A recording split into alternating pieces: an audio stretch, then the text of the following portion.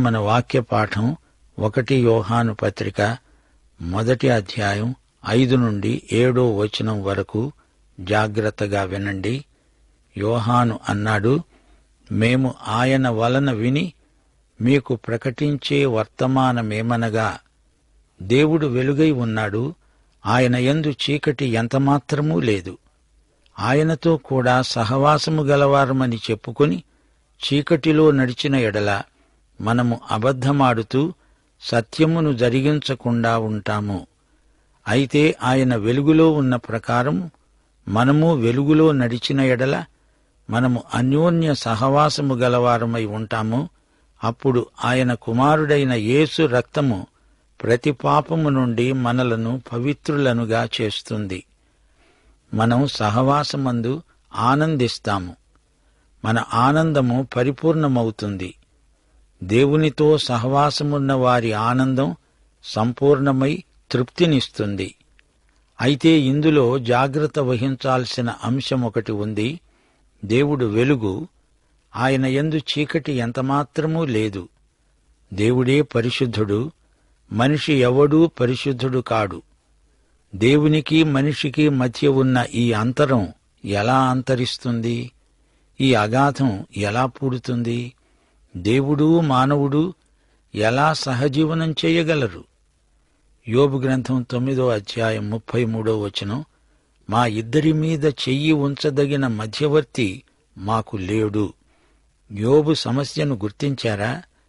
దేవునికి నాకు మధ్య ఉన్న ఈ సందు ఎలా పూడాలి? ఎవరు నాకు మధ్యవర్తి అని భక్త యోబు వాపోయాడు. యెషయా గ్రంథం 55 అధ్యాయం 8 వచనం అంటోంది, దేవుడంటున్నాడు, నా తలంపులు మీ తలంపుల వంటివి కావు, మీ త్రోవలు నా త్రోవల వంటివి కావు.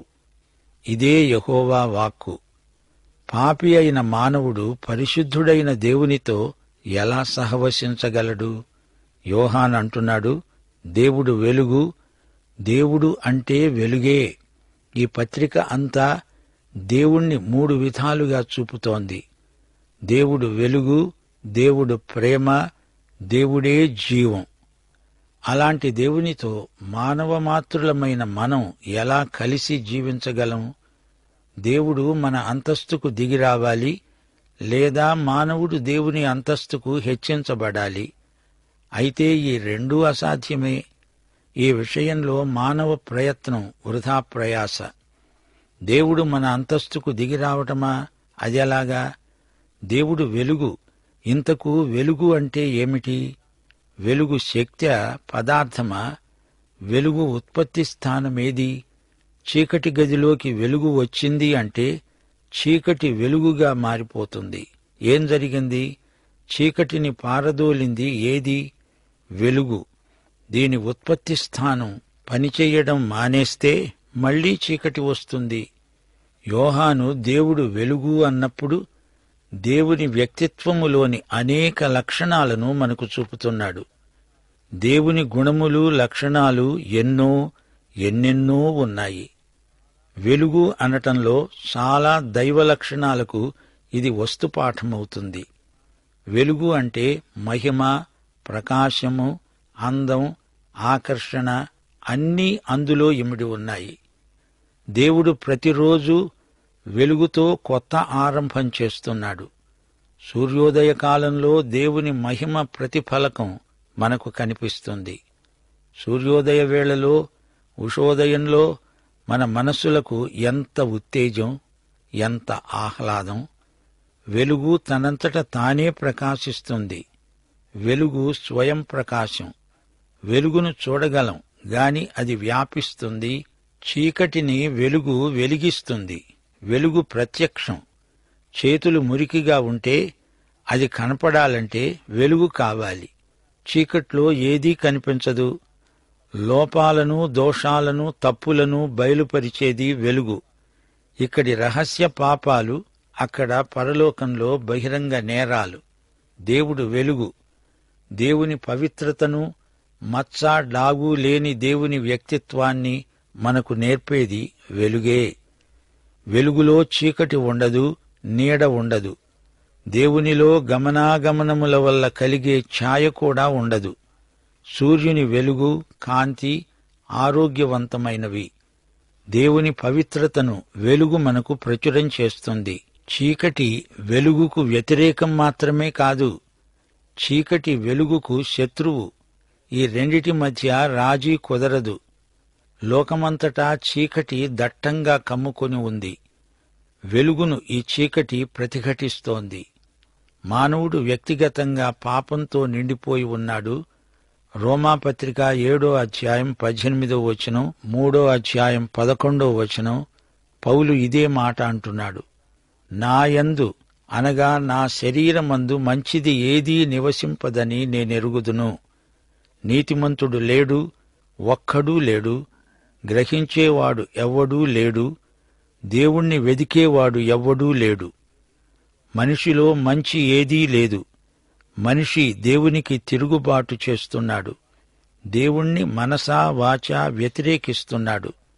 రోమాపత్రిక 8వ అధ్యాయం 7వ వచనంలో మనిషి సహజ మనస్తత్వం ఎలాంటిదో వివరిస్తూ పౌలన్నాడు, శరీరానుసారమైన మనస్సు దేవునికి విరోధం.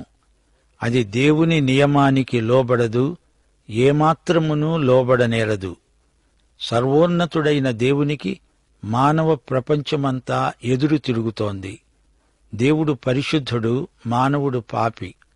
నేను, నీవు కృపచేతనే రక్షించబడి ఉన్నాము. మానవులు సాధారణంగా 3 పద్ధతులలో దేవునితో సహవాసం చేయాలని ప్రయత్నిస్తారు. ఈ మూడింటిలో 2 తప్పు పద్ధతులు. యోహాను ఈ 3 విధానాలను ఇక్కడ వివరిస్తున్నాడు. ఆయనతో సహవాసము గలవారమని చెప్పుకునేవారు కొందరున్నారు, గాని వాస్తవంగా వారికి అట్టి సహవాసము లేదు. అలాంటి వారు అబద్ధికులై సత్యమును జరిగించరు. వారిని దేవుడు అబద్ధికులు అంటున్నాడు. యోహాను దేవుని పక్షంగా మాట్లాడుతున్నాడు. ఈ క్రైస్తవ అబద్ధికులే నామకార్థ క్రైస్తవులు. యోహాను ఎంతో ధైర్య సాహసాలు గలవాడు గనుకనే ఈ మాట నిష్కర్షగా చెప్పగలుగుతున్నాడు. యోహాను ప్రేమనే ప్రకటించాడు, ప్రబోధించాడు. దేవుని విషయానికి వచ్చేసరికి ఆయన ఎంతో కఠినంగా మాట్లాడుతున్నాడు. భక్త యోహాను వ్యక్తిత్వం అద్భుతమైంది అనిపిస్తోంది. అందుకే యేసు ప్రభు యోహానును తన ప్రియతమ శిష్యుడని గుర్తించి ఉరుము పుత్రుడని అతనికి పేరు పెట్టాడు. ఉరుము, మెరుపు అంటే ఏమిటో గ్రహించారా? యోహాను ఇక్కడ ఏమంటున్నాడు? ఈ మాటలు ఉరుము, మెరుపులాగే ధ్వనిస్తున్నాయి. దేవునితో సావాసం ఉంది అంటూ చీకట్లో నడిచే ఓ విశ్వాసీ, నీవు పచ్చి అబద్ధికుడివి. ఎందుకనగా దేవుడు వెలుగు, ఆయనలో చీకటి ఏమాత్రమూ లేదు. దేవుడు పరిశుద్ధుడు, మహాపరిశుద్ధుడు. క్రైస్తవులలో కొందరు పాపాలు చేస్తున్నట్లు వార్తలు అడపాదడపా వినబడుతూ ఉంటాయి. పాపం చెయ్యకూడదు అనే ధర్మసూత్రాన్ని ధర్మశాస్త్రం పదే పదే వల్లిస్తుంది. అయినా కొందరు పాపం చేసి దాన్ని కల్లబుల్లి వేదాంతంతో సమర్థించుకోవాలని చూస్తారు. ఇది మరీ విడ్డూరం. పాపం చేసేవాడు చీకట్లో నడుస్తున్నాడు అనేది నిర్వివాదాంశం. దేవుణ్ణి నీతో చీకట్లో నడిపిస్తావా? దేవుడు చీకట్లో నడవడు, ఆయన వెలుగు. చీకటికి దేవునికి పొత్తు కుదరదు. మనము వెలుగులో నడవాలి, నడిస్తే ధన్యులం. దేవుని వాక్యమనే వెలుగులోనే మనం నడుస్తూ ఉండాలి. వెలుగును అనుసరించి నడవటము కాదిది, వెలుగులో నడవడము. ఎక్కడ నడుస్తున్నాము అనేది ముఖ్యం, ఎలా నడుస్తాము అనేది తరువాతి సంగతి. దేవుని సన్నిధిలోకి రండి, పాపముతో నిండి ఉన్న హృదయాలలోకి వాక్యమును ప్రకాశింపనివ్వండి. నేను బాగానే ఉన్నానులే అనే ధీమాతో చీకటిలో నడిచేవారు ఎందరో ఉన్నారు. చీకటిలో నీ ముందు ఏముందో, నీవు అడుగు తీసి అడుగు ఎక్కడ వేస్తావో నీకే తెలియదు. తెలిసేదాకా అంతా బాగానే ఉంది అనుకుంటావు. వాక్యమే మన పాదాలకు దీపం, మన త్రోవకు వెలుగు. దేవుని స్థాయికి మనం ఎదగాలి గాని దేవుణ్ణి మన స్థాయికి దించుదామని ఊహించకూడదు. ఈ పరమసత్యాన్ని మరిచిపోయారు. జాగ్రత్త. నీవు పాపం చేస్తుంటే దేవుడు నీతో సహవాసం చెయ్యడు. నీ సమర్థనలు దేవుని దగ్గర పనిచెయ్యవు. పాపం చేస్తూ నేను పరిశుద్ధుణ్ణి అనడం వేషధారణ. ఒక చెంప భార్య ఉండగా మరో చెంప వ్యభిచారం చేస్తూ నేను ఏకపత్ని పురుషుణ్ణి అని వాదించడం నాటకం, బూటకం కాదా? ఇలాంటివాడు అబద్ధాన్ని జీవించే పగటి వేషగాడు. నీవు పాపములో ఉన్నప్పుడు దేవుని వాక్యపు వెలుగులో నీ పాపాన్ని గుర్తించి దాన్ని కడుక్కొని మళ్లీ వెలుగు సహవాసంలో కొనసాగాలి. దేవుని కుమారుడైన యేసుక్రీస్తు రక్తము ప్రతి పాపము నుండి నిన్ను కడుగుతుంది, పవిత్రపరుస్తుంది. యేసు రక్తధార మనలను నిరంతరము కడుగుతూనే ఉంటుంది. నీ రక్షణ పోలేదు, నీ పరిశుద్ధత పోయింది. మళ్లీ ఆయన రక్తం చేత కడిగించుకున్నావు. ఈ వాస్తవాన్ని మా శ్రోతలు గ్రహించాలి. తిరిగి శుద్ధి పొందే వరకు నీకు సహవాసం లభించదు. యోహాను కుటుంబ సమస్యను చర్చిస్తున్నాడు. యేసు శరీరమిది, అందులో మనం సాటి అవయవాలం. అయితే మనమంతా ఒకే కుటుంబంలో, దేవుని కుటుంబంలో ఉన్నాము. నీలో పాపముంది, నీవు కుటుంబంలోకి తెచ్చిపెట్టిన సమస్య ఇది, కుటుంబ సమస్య. నీవు పరాయి మనిషివి కావు, దేవుని కుటుంబ సభ్యుడివి. నీవు అవిధేయుడవైన పిల్లవాడివి. నీ మీద దేవుడు చర్య తీసుకుంటాడు. దావీదు దేవుని ఇష్టానుసారమైన వాడే. అతడు పాపం చేస్తే దేవుడు చూచి చూడనట్లు వదిలిపెట్టాడా? అననీయ సప్పీరాలు దేవుని బిడ్డలే, విశ్వాసులే, గాని దేవుడు శిక్షించవలసి వచ్చింది. క్రీస్తుకు వెలుపల ఉన్న వారి సంగతి వేరు. తన కుటుంబంలోని పిల్లల దిద్దుబాటు కోసం తగిన చర్య తీసుకొని దేవుడు వారిని గుణపరుస్తాడు. అంతేగాని దేవుణ్ణి మన స్థాయికి కిందికి తేవాలనే విఫల ప్రయత్నం చేయకూడదు. పరిశుద్ధుడైన దేవునికి, పాపి అయిన మానవునికి మధ్య ఉన్న అగాధాన్ని యేసుక్రీస్తు ఏ విధంగా పూడ్చాడో మనం గ్రహించాలి. సోదరీ సోదరులారా, వింటున్నారా? కొత్త నిబంధన గ్రంథమంతా చీకటి అంటే క్రైస్తవ విశ్వాసి జీవితానికి వ్యతిరేక స్థితిగా చిత్రించబడింది. చీకటి పాపానికి సంకేతం, పరిశుద్ధమైన వెలుగుకు ప్రతికూలం. క్రీస్తు లేని జీవితం చీకటి. యేసుక్రీస్తుకు బయట అంతా అంధకారమే. క్రీస్తుకు దూరస్థులైన వారి బతుకులు చీకటి బ్రతుకులు. క్రీస్తు వచ్చాడు అంటే చీకటి పోయింది అని అర్థం. చీకటి గతించింది, నిజమైన వెలుగు ప్రకాశించింది. 1 యోహాను 2:8 చీకటి గతిస్తున్నది, సత్యమైన వెలుగు ఇప్పుడు ప్రకాశిస్తున్నది. అది ఆయన యందు, మీ యందు సత్యమే. ఎఫెసీ పత్రిక 5:8 పౌలు క్రైస్తవ విశ్వాసులను ఉద్దేశించి అన్నాడు, మీరు పూర్వమందు చీకటి అయి ఉండేవారు, ఇప్పుడైతే ప్రభువునందు వెలుగై ఉన్నారు. చీకటి శక్తి నుండి దేవుడు మనలను విడుదల చేశాడు. కొలసీ పత్రిక 1:13 ఆయన మనలను అంధకార సంబంధమైన అధికారములో నుండి విడుదల చేసి తాను ప్రేమించిన తన కుమారుని యొక్క రాజ్య నివాసులనుగా చేశాడు. క్రైస్తవులు చీకట్లో ఉండరు. 1 తెస్సలోని పత్రిక 5:4-5 సహోదరులారా, ప్రభువు దినము దొంగవలె మీ మీదికి రావటానికి మీరు చీకటిలో ఉన్నవారు కారు. మీరందరూ వెలుగు సంబంధులు, పగటి సంబంధులై ఉన్నారు. మనము రాత్రివారము కాము, చీకటి వారము కాము. యోహాను సువార్త 8:12 ప్రభువు ఇదే మాట అన్నాడు. నేను లోకానికి వెలుగును, నన్ను వెంబడించేవాడు చీకటిలో నడువక జీవపు వెలుగు కలిగి ఉంటాడు. దేవుడు మనల్ని చీకటిలో నుండి వెలుగులోకి పిలిచాడు. 1 పేతురు 2:9 మీరు చీకటిలో నుండి ఆశ్చర్యకరమైన తన వెలుగులోనికి మిమ్ములను పిలిచిన వాని గుణాతిశయములను ప్రచురము చేసే నిమిత్తము ఏర్పరచబడిన వంశము, రాజులైన యాజక సమూహము, పరిశుద్ధ జనము, దేవుని సొత్తు అయిన ప్రజలై ఉన్నారు. యోహాను సువార్త 1:5 వెలుగుకు చీకటికి మధ్య ఉన్న శత్రుత్వాన్ని వివరిస్తోంది. ఆ వెలుగు చీకటిలో ప్రకాశిస్తోంది గాని చీకటి దానిని గ్రహించలేదు. చీకటి వెలుగును ఎదిరించి తొలగించాలని చూచింది, కాని వెలుగే జయించింది. వెలుగు చీకటి పరస్పర శత్రువులు. క్రీస్తుకు వెలుపల చీకటి దట్టంగా అలుముకొని ఉంది. జీవితమంటే ఏమిటో, గమ్యమేమిటో క్రీస్తుకు బయట ఉన్నవారికి బొత్తిగా అంతుపట్టదు. యోహాను సువార్త 12:35 ప్రభువన్నాడు, చీకటి మిమ్మును కమ్ముకొనకుండునట్లు మీకు వెలుగు ఉండగానే అందులో నడవండి. చీకట్లో నడిచేవాడు తానెక్కడికి పోతున్నాడో ఎరగడు. ప్రభు అన్నాడు, నాయందు విశ్వాసముంచే ప్రతివాడు చీకటిలో నిలిచి ఉండకుండునట్లు నేను ఈ లోకానికి వచ్చి ఉన్నాను. క్రీస్తు లేని జీవితం ఎలా ఉంటుందో చూపడానికి చీకటే గొప్ప సంకేతం. క్రీస్తు లేనివాడు చీకట్లో తన గమ్యమేదో ఎరుగని గుడ్డివాడే. నిర్దేవ జీవితం ఎంత భయంకరమో చీకటి దృష్టాంతంగా మనకు చూపుతోంది. క్రీస్తు లేని జీవితం అల్లకల్లోలం.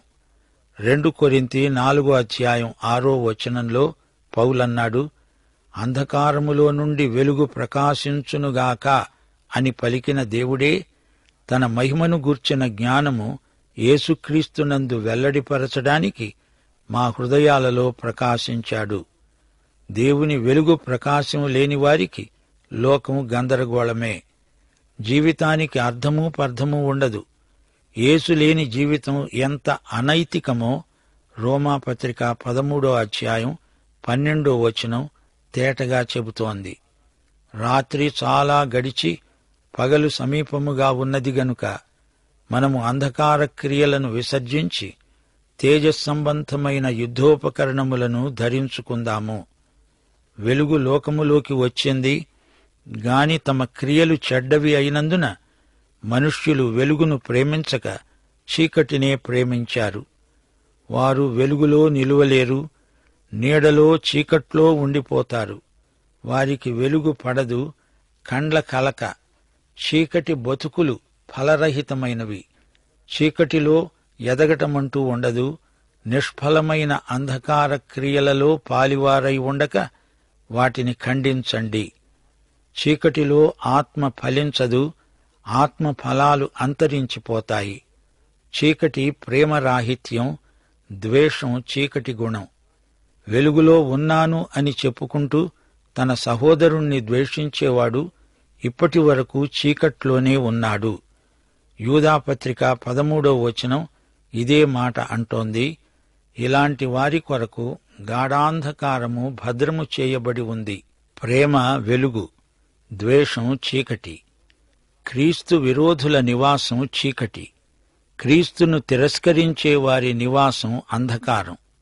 ఎఫెసీ పత్రిక 6:12 చెప్పబడినట్లు మనము పోరాడేది శరీరులతో కాదు, ప్రస్తుత అంధకార సంబంధులైన లోకనాథులతో. చీకటి శక్తులనెదిరించి మనం పోరాడుతున్నాము. ఈ చీకటి జీవులు శిక్షలో ఉంచబడినవారు, తీర్పు దినము వరకు కావలిలో ఉంచబడినవారు. దేవునికి దూరమైపోయిన చీకటి బ్రతుకులివి. ఈ పాఠంలోని పరమసత్యం మరొకటి ఉంది, జ్ఞాపకం పెట్టుకోండి. దేవునితో నాకు సహవాసముంది అని చెప్పుకునేవాడు చీకటిలో నడుస్తున్నాడంటే అట్టివాడు అబద్ధికుడు, వేషధారి. దేవుడు వెలుగులో ఉన్నాడు, ఆ వెలుగులోనే మనము నడవాలి. యేసుక్రీస్తు యొక్క రక్తం ప్రతి పాపము నుండి మనలను శుద్ధి చేస్తూనే ఉంటుంది. కొందరు ఏదో గొప్ప జ్ఞానం తమకున్నది అని ప్రగల్భాలు పలుకుతారు గాని అంతా ఒట్టిదే. మరి ఇంత గొప్ప జ్ఞానులు గదా, పాపమంటే ఏమిటో తమకేమీ పట్టనట్లు బ్రతుకుతున్నారేమిటి? మనిషి ఎలా బ్రతికితే అంటూ ఇష్టం వచ్చినట్లెల్లా బ్రతుకుతారు. భక్తుడు ఏమి చేసినా పర్వాలేదు అంటూ తమ జ్ఞానమనే ముసుగులో చేయరాని అవినీతికరమైన చర్యలకు అలవాటు పడ్డ వారిని గద్దిస్తూ యోహాను ఈ మాటలు పలుకుతున్నాడు. లేవియకాండం 19వ అధ్యాయం 2వ వచనం ఏమంటోంది? మీరు పరిశుద్ధులై ఉండాలి, మీ దేవుడైన యెహోవానగు నేను పరిశుద్ధుడనై ఉన్నాను. మీరు నావారై ఉండునట్లు అన్యజనులలో నుండి మిమ్ములను వేరుపరిచాను. మిమ్ములను మీరు పరిశుద్ధపరచుకొని పరిశుద్ధులై ఉండండి అని దేవుడు తన ప్రజలకు పదే పదే జ్ఞాపకం చేశాడు. దేవునితో సహవాసం చేసేవారిలో దేవుని పరిశుద్ధతే ప్రతిఫలిస్తుంది. దేవునిలాగే పరిశుద్ధులై ఉండాల్సిన విధి మనది. జీవితకాలమంతా విశ్వాసి దేవుని సౌజన్యాన్ని, పరిశుద్ధతను ప్రతిధ్వనించాలి.